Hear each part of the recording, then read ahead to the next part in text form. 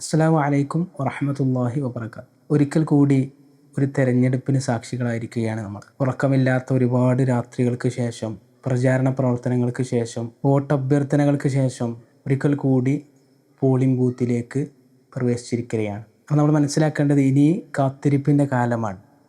അടുത്ത മാസം 4-ാം തീയതി വരെ നമ്മൾ ചെയ്തു കൂട്ടിയ പ്രവർത്തനങ്ങളുടെ ഫലമറിയാൻ, റിസൾട്ട് അറിയാൻ കാത്തിരിക്കുന്ന ഒരു സന്ദർഭമാണ്. ഈ ഒരു സന്ദർഭത്തിൽ ഒരു വിശ്വാസിയെ സംബന്ധിച്ചിടത്തോളം നമ്മൾ അറിയേണ്ടത്, നമ്മളെല്ലാവരും ഇതുപോലെ നമ്മുടെ പ്രവർത്തനങ്ങളുടെ റിസൾട്ട് കാത്തിരിക്കുന്ന ഒരു സന്ദർഭമുണ്ട്.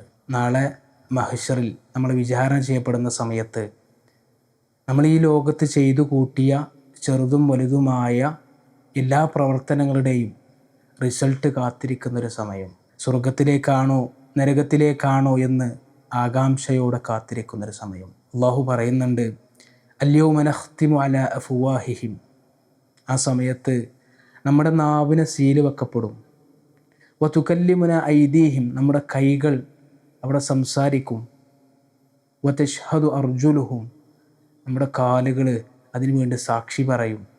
ബിമാ കാനു യക്സിബൂൻ. നമ്മൾ ചെയ്തു കൂട്ടിയ, നമ്മൾ ഈ ദുനിയാവിൽ 60-70 വർഷക്കാലം വളരെ നിസ്സാരമായ കാലഘട്ടത്തിൽ ചെയ്തു കൂട്ടിയ കാര്യങ്ങൾക്ക് നമ്മുടെ കൈകൾ അത് ഏറ്റുപറയുകയും നമ്മുടെ കാലുകൾ അതിന് സാക്ഷി പറയുകയും ചെയ്യുന്ന വല്ലാത്തൊരവസ്ഥ.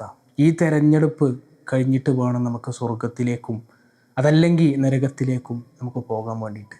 അപ്പോൾ നമ്മൾ മനസ്സിലാക്കേണ്ടത്, യഥാർത്ഥ തെരഞ്ഞെടുപ്പ്, ആത്യന്തികമായ തെരഞ്ഞെടുപ്പ്, അത് പരലോകത്ത് നടക്കുന്ന വിചാരണയാണ് എന്ന് നമ്മൾ ഈ സന്ദർഭത്തിൽ മനസ്സിലാക്കുക.